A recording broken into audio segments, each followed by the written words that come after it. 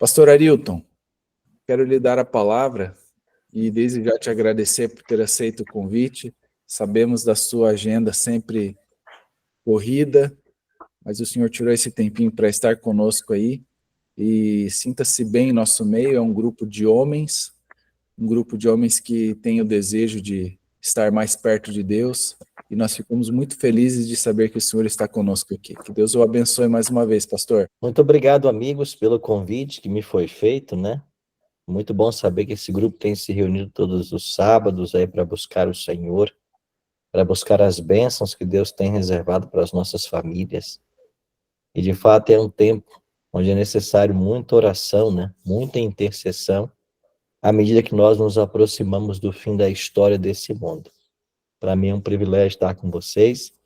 Eu trouxe aqui alguns textos para nossa breve reflexão, e eu queria começar com você lendo o texto do profeta Isaías, no capítulo 38 e no verso 1. Se você tem aí a sua Bíblia, por gentileza, Isaías capítulo 38 e no verso 1 é o texto que eu queria ler. Ezequias era rei nessa ocasião, Isaías era o profeta, e Deus levou a Isaías uma mensagem que deveria ser entregue ao rei. Uma mensagem muito interessante e que tem uma aplicação espiritual para os nossos dias.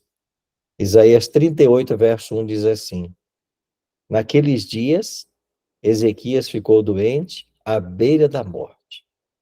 O profeta Isaías, filho de Amós, foi visitá-lo e lhe disse: Assim diz o Senhor, ponha a casa em ordem, porque você vai morrer. Você não se recuperará. Às vezes a gente diz assim, eu queria ter o privilégio que os profetas tiveram. E de fato, né? Ter o privilégio que João teve de visitar a cidade santa, a Nova Jerusalém, de conhecer a morada que Deus está preparando para todos nós.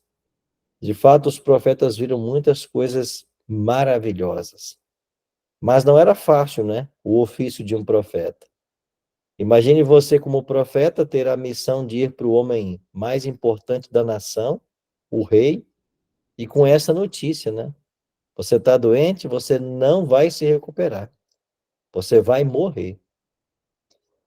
Interessante que junto com a mensagem veio um conselho para o rei Ezequias. Põe em ordem a tua casa. Essas palavras proféticas, elas ecoam pelos séculos e elas chegam para todos nós. Não precisamos estar doentes, mas a palavra de Deus diz que os nossos anos sobem a 70, em havendo vigor a 80.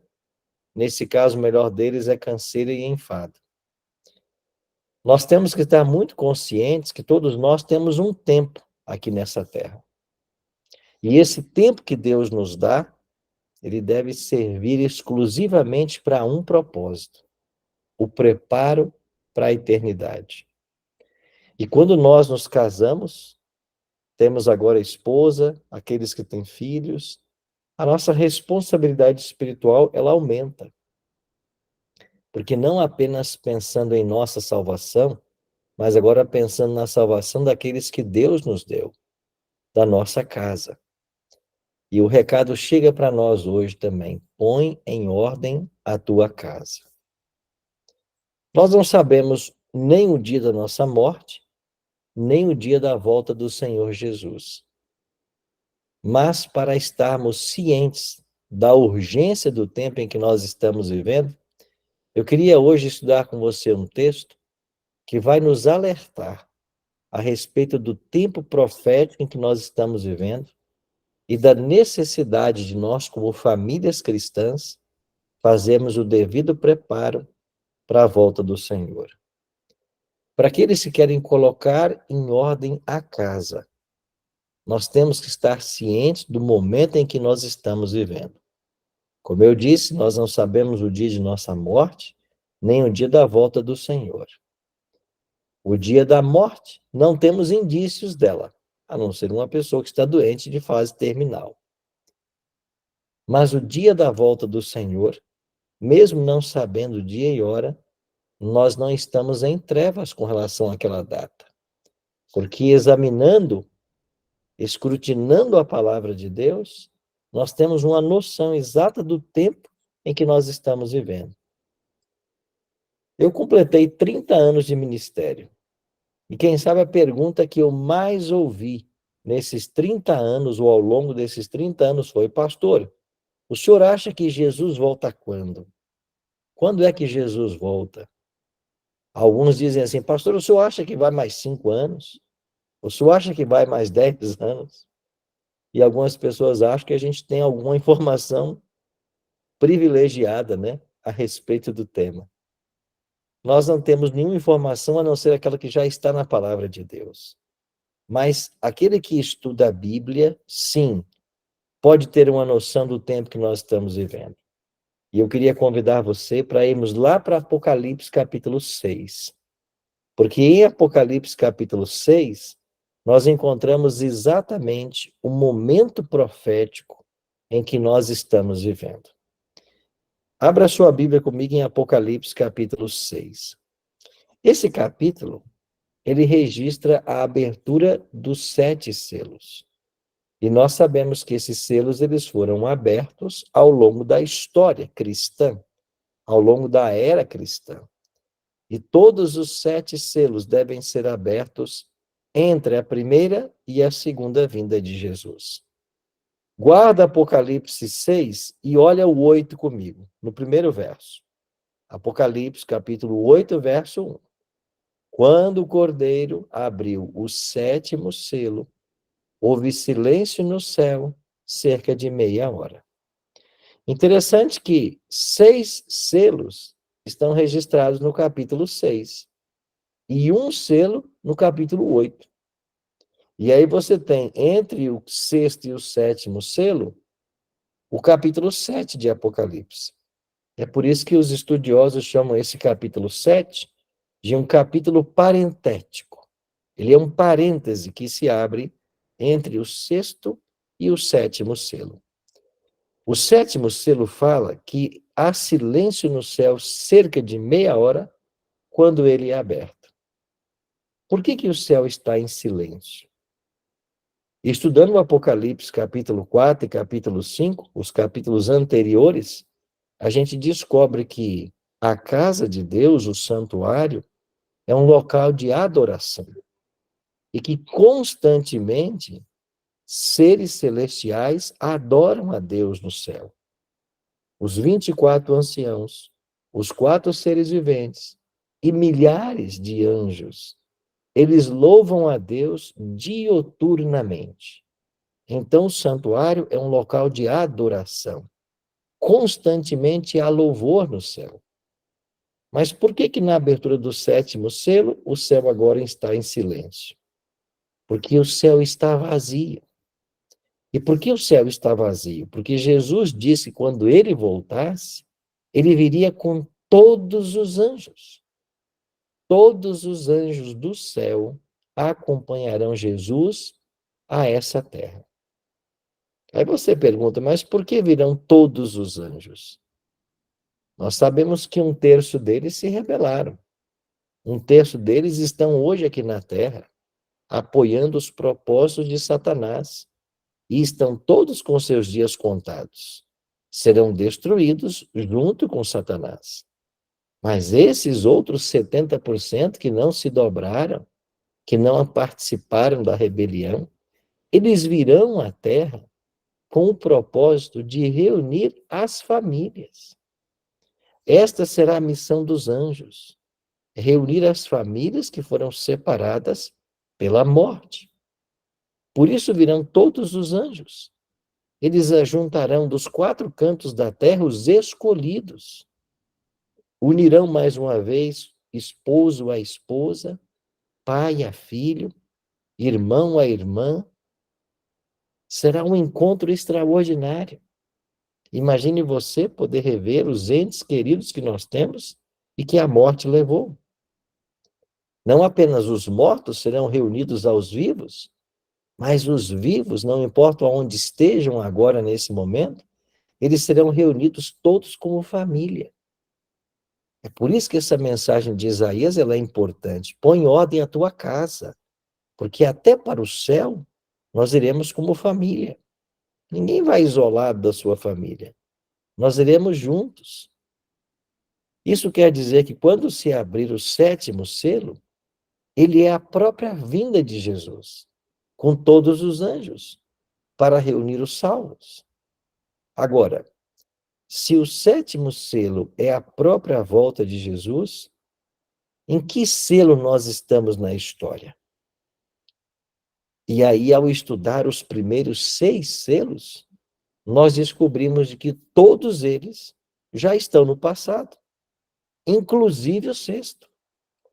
Então, olha comigo agora no capítulo 6 de Apocalipse, a partir do verso 12, aonde está a abertura do 6º selo. João escreveu assim: observei quando ele abriu o 6º selo. Houve um grande terremoto, o sol ficou escuro como o tecido de crina negra, toda a lua tornou-se vermelha como sangue, e as estrelas caíram do céu sobre a terra como figos verdes caem da figueira, quando sacudidos por um vento forte.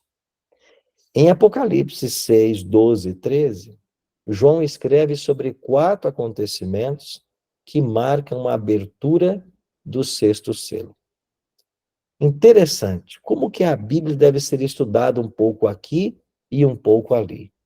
Quando vamos para o discurso profético de Jesus, em Lucas capítulo 21 e Mateus capítulo 24, nós encontramos esses mesmos eventos sendo mencionados pelo próprio Cristo. Jesus fala da grande tribulação, Jesus fala de sua vinda, e ele declara solenemente que antes de sua vinda a essa terra, o sol escurecerá, a lua não daria sua claridade, as estrelas seriam abaladas dos céus, ou cairiam dos céus, e as potestades seriam abaladas.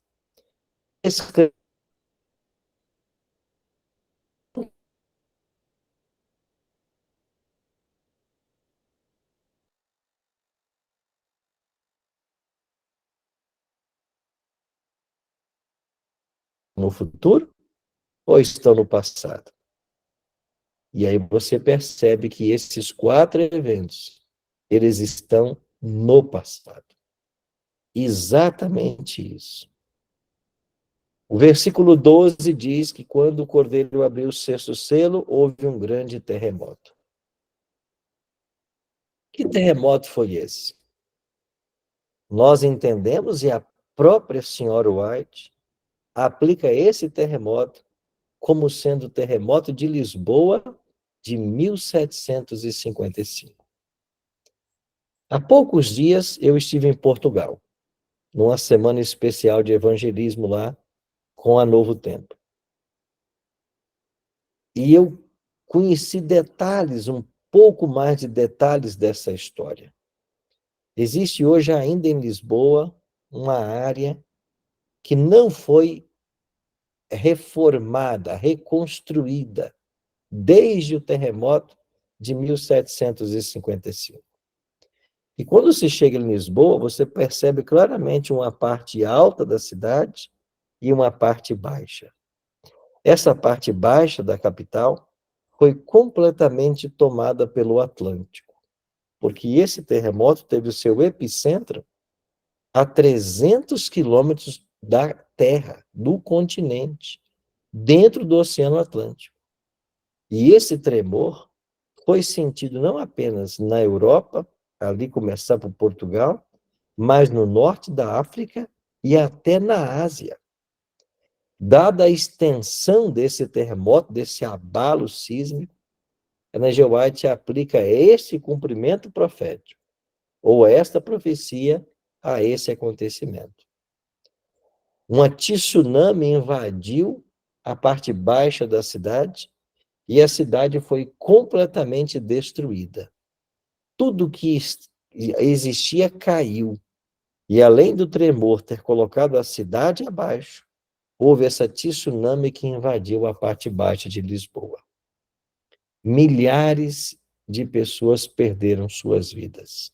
Os números não são certos até hoje.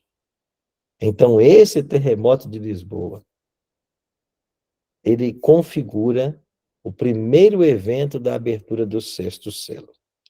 Depois, João escreveu de que o sol ficou negro ou escuro como tecido de crina negra e a lua vermelha como sangue. 19 de maio de 1780. Esse é o dia escuro da história. As enciclopédias Barça, Mirador, trazem esta informação. O Google tem esta informação. Se buscarmos pelo verbete dia escuro, chegaremos a 19 de maio de 1780. Foi nessa data que, às 10 da manhã, lá na região da Nova Inglaterra, nos Estados Unidos, as pessoas viram o sol escurecer. As galinhas voltaram para os puleiros, os animais para os currais, as pessoas, as crianças voltaram da escola e ninguém estava entendendo o que estava acontecendo. Todos achavam que era o fim do mundo. Bom, por que que esse eclipse é aplicado como sendo o cumprimento do sexto selo? Não existiram outros eclipses na história? Sim. E por que que esse, o que esse tem de especial? Bom, você sabe que um eclipse, ele ocorre quando há um alinhamento entre Sol, Lua, Terra. E a luz do Sol, que deveria incidir sobre a Terra, bate na Lua e não chega na Terra. Por isso há um eclipse. Mas um eclipse solar só pode acontecer se houvesse alinhamento dos astros.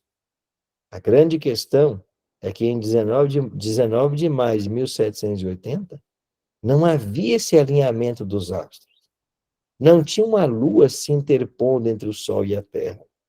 Foi um evento sobrenatural. E é por isso que nós entendemos que esse é um cumprimento profético. É o próprio Deus escrevendo na história os acontecimentos. E naquela mesma noite de 19 de maio de 1780, a lua apareceu no céu, vermelha como sangue. Ou seja, o sol escurece, a lua aparece vermelha como sangue, todo mundo está pensando, é o fim do mundo. E o quarto acontecimento, a queda das estrelas, teve lugar no ano 1833, em 3 de novembro de 1833. Ou seja, não é uma queda de estrelas, né? Porque estrelas não caem, mas são os meteoritos que, ao entrar em contato com nossa atmosfera, eles pegam fogo, eles explodem. Esta é a famosa chuva das estrelas. Essa chuva de estrelas foi testemunhada por horas na região leste dos Estados Unidos e entrou para a história como o dia da queda das estrelas. Ou seja, os 4 acontecimentos previstos para a abertura do sexto selo, eles já estão na história.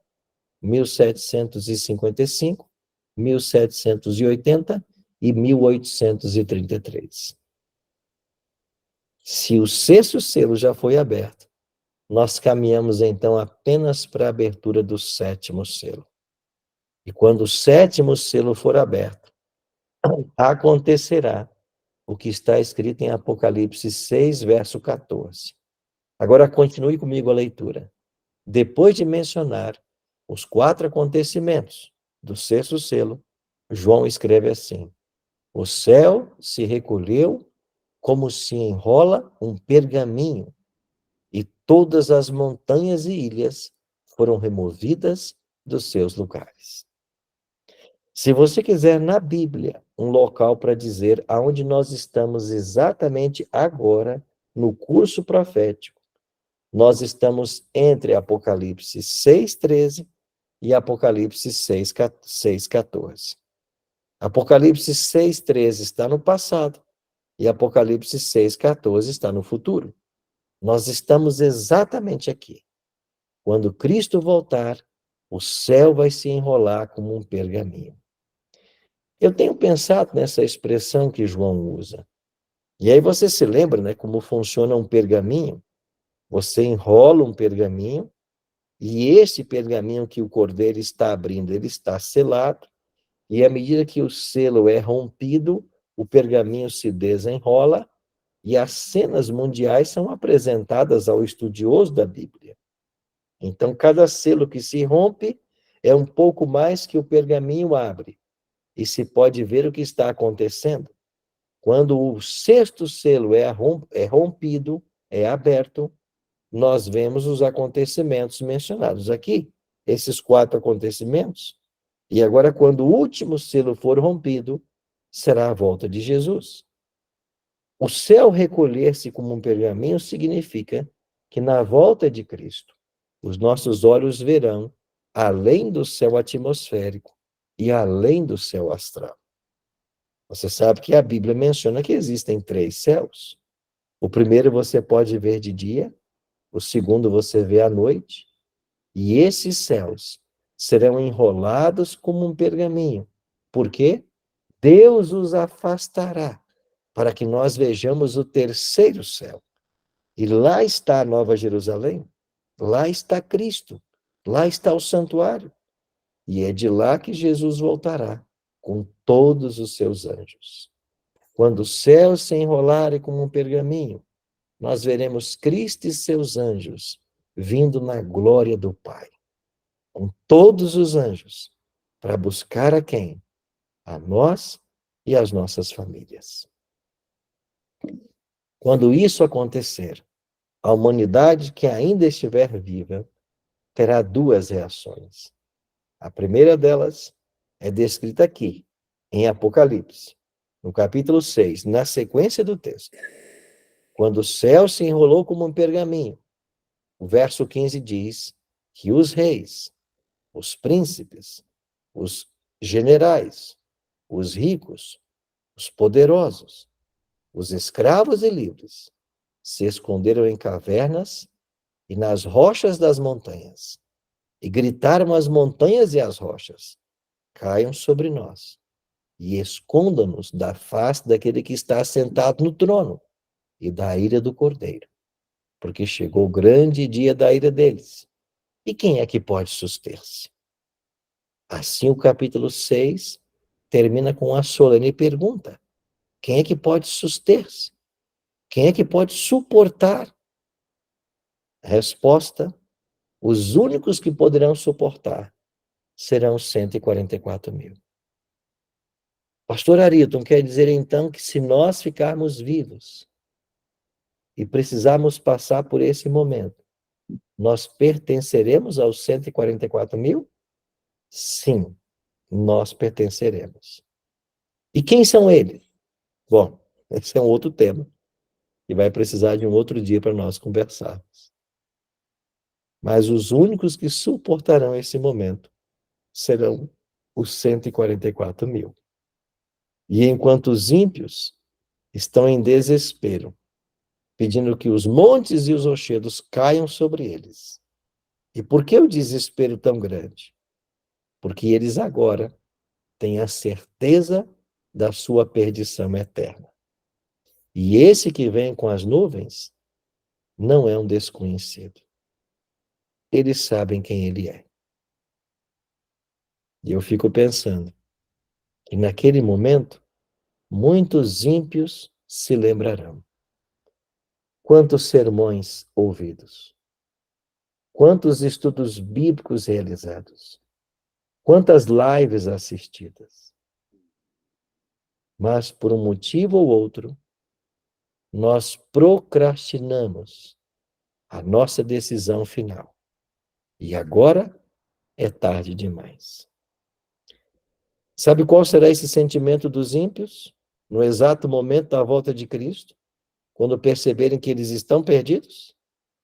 Será o mesmo sentimento que teve Jesus na cruz, quando ele clamou: Eli, Eli, lama sabachthani. Deus meu, por que me desamparaste? Quando o soldado fere a Cristo no lado e sai água, é um sinal de que o coração de Cristo se rompeu. E ele se rompeu pelo peso do pecado de toda a humanidade que repousou sobre ele, porque ele assumiu toda a nossa culpa. E ele experimentou a eterna separação do Pai, que o ímpio vai experimentar quando Jesus voltar. Amigos, que sensação terrível.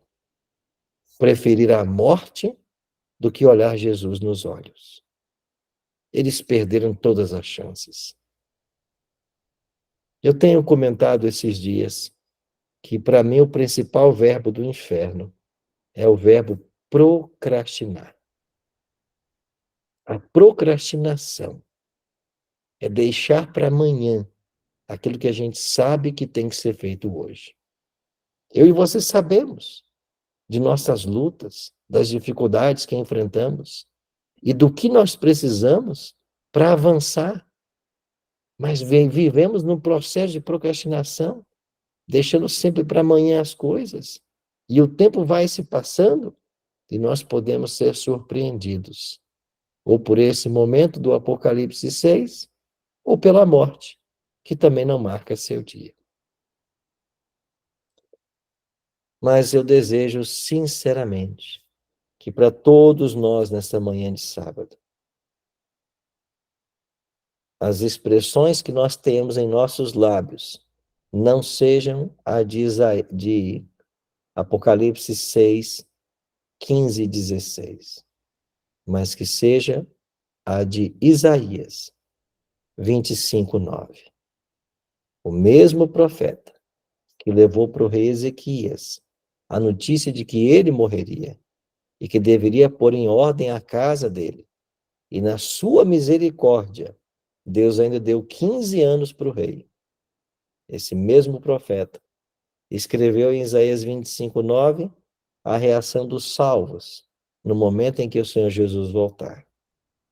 Eles olharão aos céus, enrolados como um pergaminho, levantarão suas mãos aos céus e dirão: eis que este é o Deus em quem esperávamos. Eis que este é o Senhor a quem nós aguardávamos. E na sua salvação alegraremos e exultaremos. E que as nossas palavras também sejam a do profeta. Eis-me aqui, Senhor, com os filhos que me deste. Então Deus espera um preparo não apenas nosso, como sacerdotes de nossa casa, mas de nossas esposas e de nossos filhos. Eis-me aqui, Senhor, com a família que o Senhor me deu. Que nós estejamos conscientes do momento em que estamos vivendo, da proximidade da volta do Senhor e da necessidade de um preparo cabal para esse acontecimento. E eu queria orar por você agora, para que Deus o ajude, trazendo à sua vida o senso de urgência que precisa ter e que nós temos a ajuda do Espírito Santo de Deus para ouvir o conselho do profeta. Põe em ordem a tua casa. No primeiro semestre desse ano, eu pude fazer alguns evangelismos, pelo menos em 4 locais diferentes. E um deles foi uma igreja aqui da Associação Catarinense. Eu estava num sábado na igreja como hoje, e ao terminar a minha pregação, para mais ou menos umas 80 pessoas ali na igreja, eu fiz um apelo para que essas pessoas também colocassem em ordem a sua casa, tomassem a decisão pelo batismo e não mais procrastinassem. E quando eu convidei as pessoas para virem à frente, 21 pessoas vieram à frente. 21. A igreja tinha mais ou menos umas 80 pessoas. E veja, 21 pessoas, isso é mais que 25%. E eu fiquei pensando, será que todo mundo entendeu o meu apelo? Ou vieram sem entender? E eu fui perguntando uma por uma, com o microfone, e dizendo, você entendeu o convite que eu fiz? Você quer ser batizado? E as pessoas foram respondendo, sim, pastor, eu quero. Eu não sou batizado, ou eu fui batizado e me afastei, mas eu entrevistei na hora às 21. E, de fato, todas elas eram casos de batismo ou rebatismo. Eu disse, então temos que organizar uma classe bíblica nessa igreja. E eu perguntei, vocês topariam fazer uma classe aqui uma vez por semana para todos nos batizarmos? E eles, claro, sim. E a partir daquele sábado, por 9 quintas-feiras, eu fiquei indo nessa igreja. Por 9 quintas-feiras. Até que chegou um sábado, que era um sábado especial, o fim do evangelismo no primeiro semestre, o Impacto Santa Catarina. E naquela igreja, 21 decisões haviam sido tomadas. E no sábado do Impacto, eu batizei 17 pessoas. Eu e o pastor Reinaldo. Haviam ali algumas que estavam ainda com problemas de casamento, ou que não haviam se casado ainda, né? Por isso não podiam se batizar. Mas havia uma pessoa que tomou sua decisão, estava com o batismo marcado.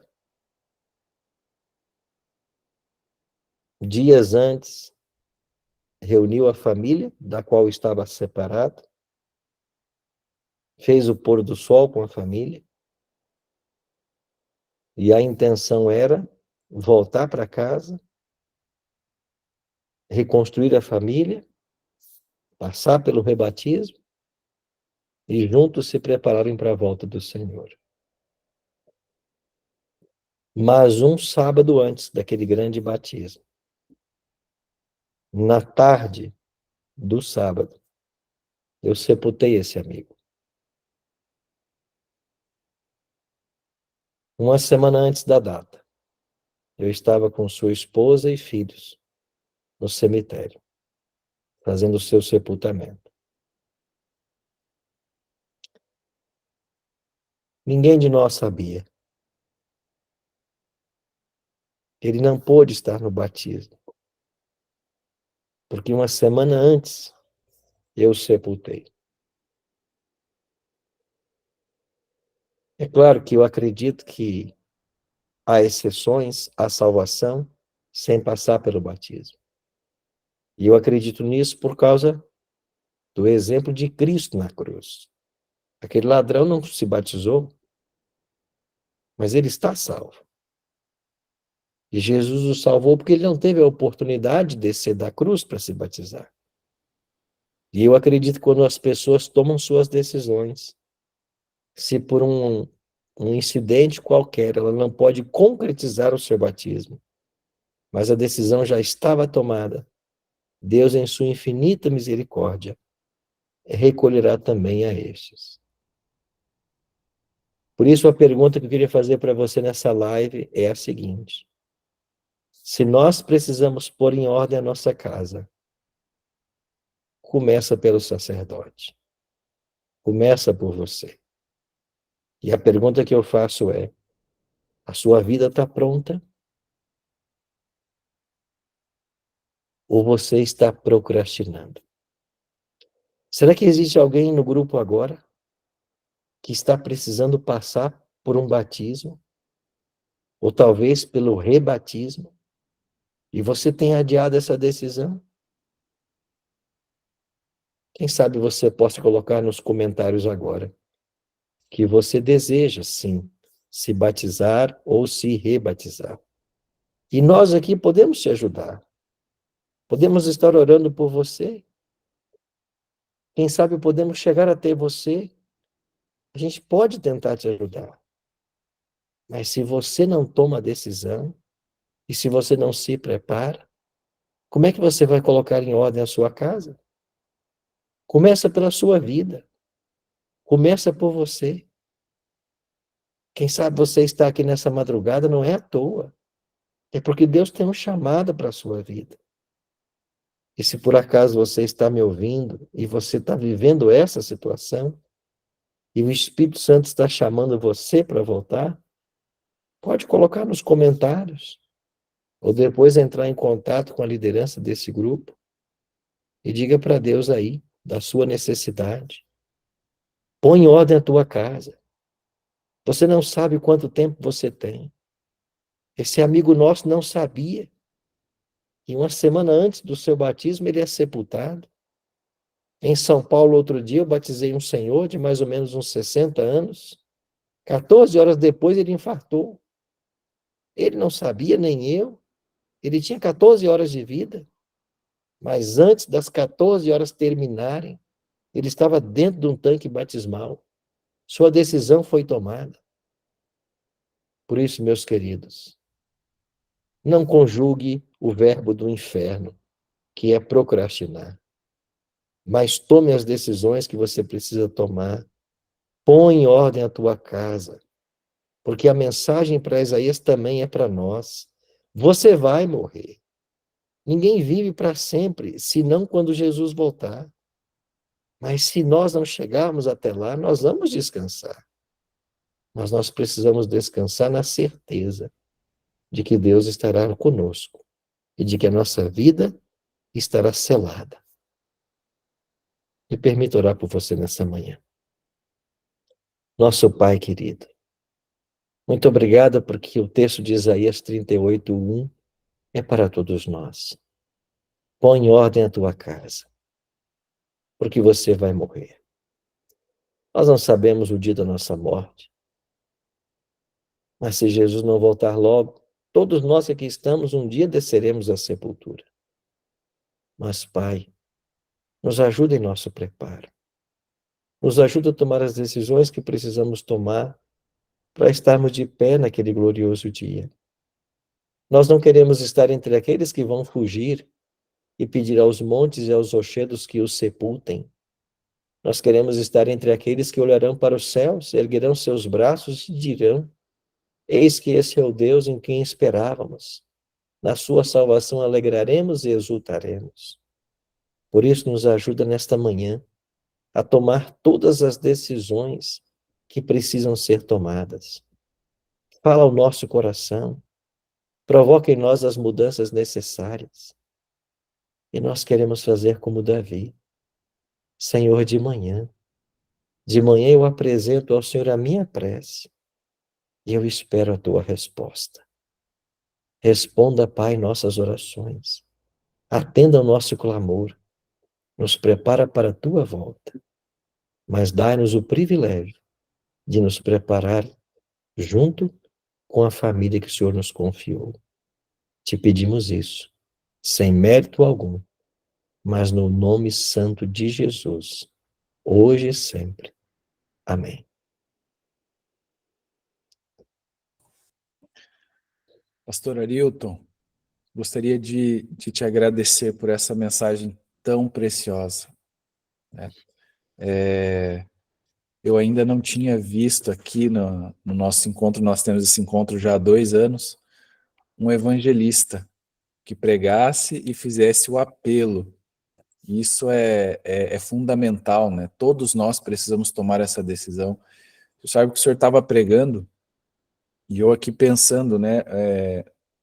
Um capítulo depois, o 39, quando o profeta Isaías agora confronta Ezequias depois da visita dos mensageiros da Babilônia, ele faz uma outra pergunta parecida com essa primeira, né? Quando ele pergunta o que viram na sua casa. E essa pergunta, ela acho que está linkada com a primeira que o pastor fez, né?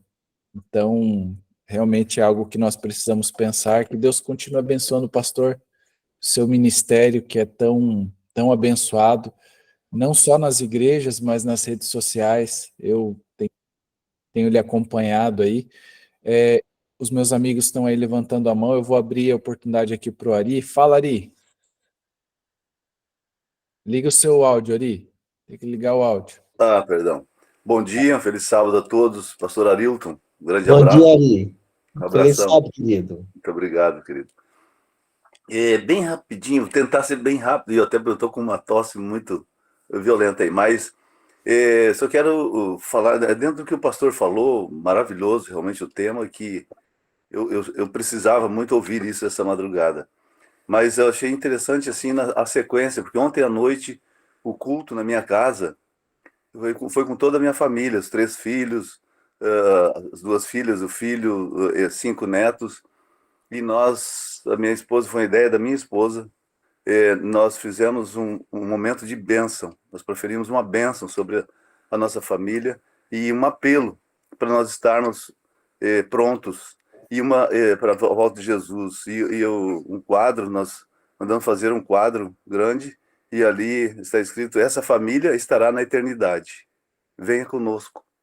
E os filhos todos, até o netinho de 4 anos, todos escreveram seu nome atrás ali, e nós assumimos esse pacto. Fizemos um pacto ontem à noite, de nós estarmos prontos para a eternidade. E estamos orando por isso, e que os irmãos também orem por nós e uns pelos outros, para que nós possamos estar prontos neste momento. Para dizer a Deus: Senhor, aqui está a minha família, aqui está a família que o Senhor me deu. Que Deus abençoe a todos. Amém, Ari. Louvado seja Deus por sua atitude, viu? Que Deus abençoe sua casa. Amém. Obrigado, Ari, pelo seu lindo testemunho. Roberto Molina. Fala, Roberto. Só abre o seu áudio aí, Roberto, para você poder falar. Não? Hélio Castro. São os 2 que levantaram a mão aí, querem participar. Tem que abrir o áudio, tá? Não? Ok. Amigos, alguém mais tem alguma participação, alguma pergunta? Esse é o momento para a gente poder aproveitar que o pastor Arilton Nereu, quer falar, Nereu? Fala aí. Só abrir o seu áudio. Aqui, aberto. Eu quero agradecer o convite que eu recebi de um amigo para participar desse grupo. Valeu. Eu agradeço. Que Deus abençoe a todos nós e que na glória de Cristo estejamos juntos com os nossos familiares. Amém. Amém. Deus seja louvado, Nereu. Que bom que você aceitou o convite e esteja conosco aqui todos os sábados, tá bom? Você será sempre bem-vindo aqui no nosso grupo. Todos os sábados nós estamos aqui para aprender mais. Carlos, quer falar, Carlos? Bom dia, saudações a todos, até porque, aproveitando o espaço do pastor Arilton, ontem, quando a esposa ficou sabendo que era a vez dele, do jeito que ela é fã, e não é pouquinho fã, porque eu não sei se ele se lembra na hora da foto, já que ele ficou pequenininho no meio dos 2 grandão. E tanto até que, para resumir o assunto, já que naquela época a união era ecumênica, aí até que depois, com o tempo ali, por causa dessas campanhas de batismo, aí até que o pastor Mauro abraçou o trabalho, e aí trabalhou com letra maiúscula para poder fazer o meu trabalho, e até que chegasse o meu dia de batismo, tanto até que em novembro passado foi a minha vez de batizar, porque afinal, uma coisa era eu no passado, tá, às vésperas de ser pastor na denominação que eu estava, e aí até que muda todo o sistema, porque afinal, sabe como é que é? Quando são 2 bons trabalhos meio que concorrentes, né, só para resumir o assunto, e agora batizado aqui para ver que demorou, deu trabalho, mas chegou o dia do meu batismo aqui também.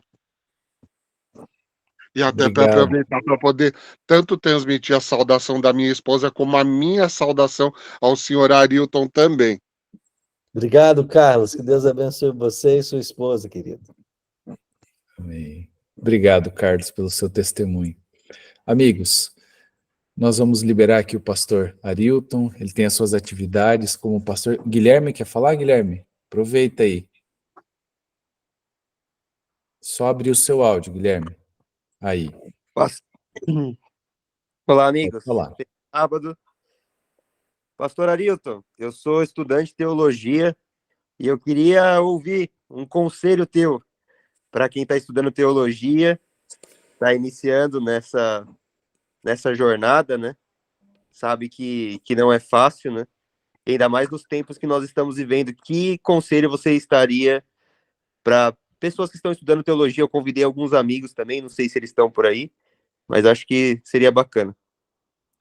Eu acho que o principal convite, o principal conselho que eu podia dar, é que você aproveitasse bem os 4 anos para uma boa formação teológica, porque hoje a nossa igreja, ela carece muito de identidade, e essa identidade, ela só vem pelo estudo da Bíblia e pelo conhecimento da nossa história.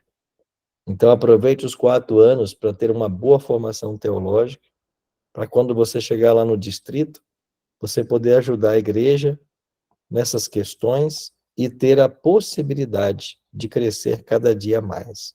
Então, é hora de se dedicar, de fato, aos estudos, montar uma boa biblioteca, para que você seja um auxílio para a nossa igreja, especialmente na construção de uma identidade, que é o que muitos hoje estão perdendo. Que Deus abençoe os seus estudos, viu, Guilherme? E te dê muito sucesso. Amém, muito obrigado, pastor. Legal, seja bem-vindo aí, Guilherme, que Deus abençoe você e o seu ministério aí, tá? Rinaldo, tô te vendo aí, Rinaldo, você não levantou a mãozinha, mas eu vi a tua mão aí. Fala, Rinaldo, abre seu áudio aí e fala para nós. Primeiro, eu quero saudar a todos vocês, feliz sábado, especialmente o pastor Arilton. Pastor Arilton, capaz do Senhor esteja contigo, meu irmão. Que bom.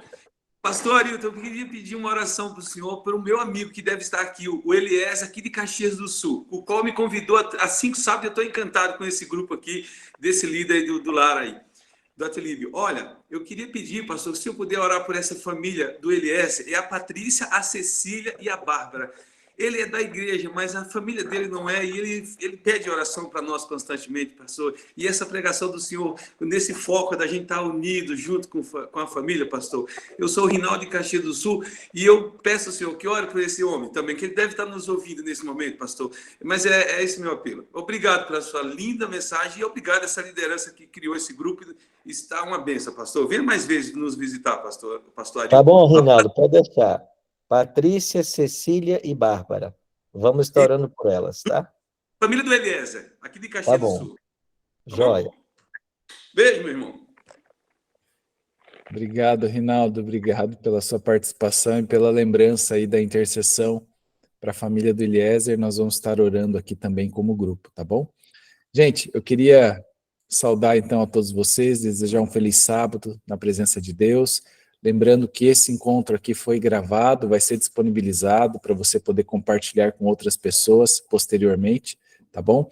E aqueles que ainda não entraram no nosso grupo Jornada do Valente, no chat ali tá o link para você poder entrar no grupo, participar, receber as notícias, as notificações, e a gente coloca tudo ali, inclusive os links, sempre de entrada aqui dos nossos encontros, a gente coloca sempre ali.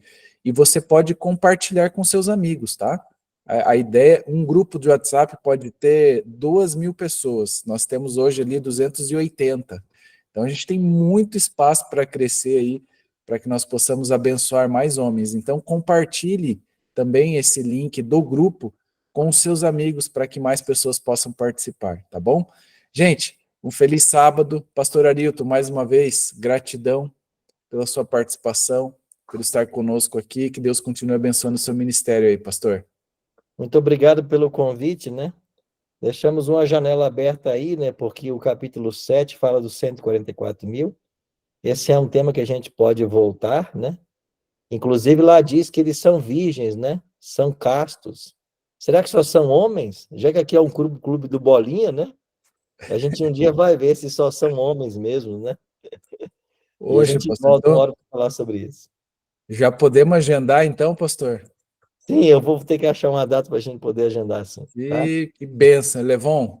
Você já se organiza aí. O Levon é o meu manager, que é o cara dos contatos aí, e ele já vai deixar agendado aí com o pastor Arilton, para que a gente possa retornar com ele aqui, vai ser uma bênção, tá? Obrigado, Levon, obrigado, Arilton, obrigado a todos vocês, feliz sábado na presença de Deus, que Deus abençoe a todos, gente. Um abraço. Feliz sábado. Feliz sábado. Até mais. Sábado a todos. Feliz sábado, gente. Hoje tivemos 82 pessoas. Que bênção. Sábado. Lindo, Hein, Cláudio? Já pensou? Que lindo. 82 pessoas, que bênção, né? que lindo. Eu tenho registrado aqui. Registrou aí? Que legal. Com certeza. Se você quiser a tela, eu te mando Cláudio, depois. que você sabe que esse grupo aqui já chegou a ter 2 pessoas, alguns Sim, sábados. Alguns você sábados com comentou. 2 pessoas. Era eu e o Wendel, às vezes eu e mais um, eu e o Túlio, né? E feliz demais de ver agora esse grupo crescendo, se desenvolvendo aí.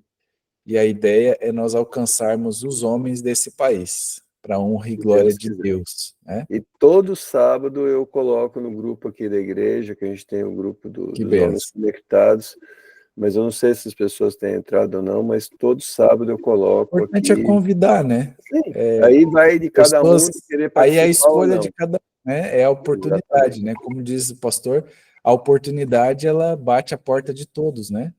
Cabe a cada um de Exatamente. nós fazer a escolha, né? Exatamente. Para mim, isso aqui é uma energia que não tem preço, sabe? Você sabe que desde que você me convidou, eu acho que eu sou Sim. uma das pessoas bem assíduas aqui. É Então, você sempre o primeiro a chegar. Isso aí é sempre 5 minutos antes, o camarada já está ali já. é o que você coloca, eu já coloco. Enfim, mas Ó, querido, só não faz te parte. esquece de uma coisa, que nem tu falou ali dos 2.000 que cabem em cada grupo. Só que nem aí tem as partes indiretas de quando a esposa está escutando, ou quando tem algum filho escutando, alguma coisa. Tem. Então quer dizer que nem tudo o número é tão puro, porque tem a parte indireta. Porque se fosse Tem. uma conta de WhatsApp para cada um, que nem aquela vez que foi a Doris ali com a Elevão e companhia, que aí no caso aí precisava conexão separada, né? A não ser que eles dividissem a mesma conexão, por exemplo, né? Para aproveitar a Não, piada. mas sempre tem os infiltrados aí, pessoal a esposa que fica do lado assistindo. Eu sei que tem esposa que anda fazendo, às vezes faz como é que se diz, um perfil só para poder assistir aqui. Eu conheço gente que faz, e não tem nenhum problema, gente. Se alguma mulher, esposa quiser assistir, A serão minha sempre tá aqui bem-vindos. escutando aqui do lado, É isso aproveitando o aí. meu também. A minha Pode também assistir sem fica aqui do problema. lado, só escutando. Que E sempre legal, Edilson. escutando. A minha também, a minha também. Não tem como, É né? isso aí. Eu ia mostrar aqui, mas não, A dá pra mostrar. minha fica no quarto e fica lá ouvindo, entra, participa, assiste como se fosse um homem aí participando, é infiltrada. Mas que legal. O importante é a gente crescer, né, gente? Conhecimento, né? E eu sempre tenho falado com muitas esposas que têm me procurado, né? Falado, eu preciso de ajuda, preciso de ajuda. Mas é importante que as esposas tenham esse preparo necessário para nos ajudar como homens, né? São as nossas ajudadoras idôneas aí, né? Que nos abençoam todos os dias. Sábados, viu? Nos primeiros sábados, ela que me acordava. Cutuca, Olha olha, aí. na hora, levanta e vai assistir lá a programação. Hoje não precisa mais. É isso aí. Eu sei que tem muitos homens aqui que só vêm porque a esposa dá a cutucada, dá a empurrada, né, Ari? Não é o É seu caso, né, verdade. Ari? Eu sei que não é o seu caso. Estamos juntos aqui. Gente, obrigado mais uma vez. Feliz sábado para vocês Mas aí. viu, Antilivre? No meu caso, a Diga, minha, Ari. às vezes eu acordo ela, né? Porque eu normalmente assisto na cama, mas eu Aham. tenho autorização, né? Eu posso assistir aqui do teu lado? Querida aí, Celinha querida, que bom que ela assiste com a gente aí. Tá ouvindo aqui, tá ouvindo Conhecimento aqui do lado. nunca é demais, né? E o bom quando a mulher ouve, que daí o compromisso fica mais sério, né? Porque Claro. daí não tem como escapar né, dos compromissos que foram assumidos aí, né? Ok. Gente, Benção. feliz Benção. sábado, Deus abençoe vocês. Um abraço, gente. Fica com Deus. Amém. De sábado a todos. Gratidão. Valeu. Tchau, tchau.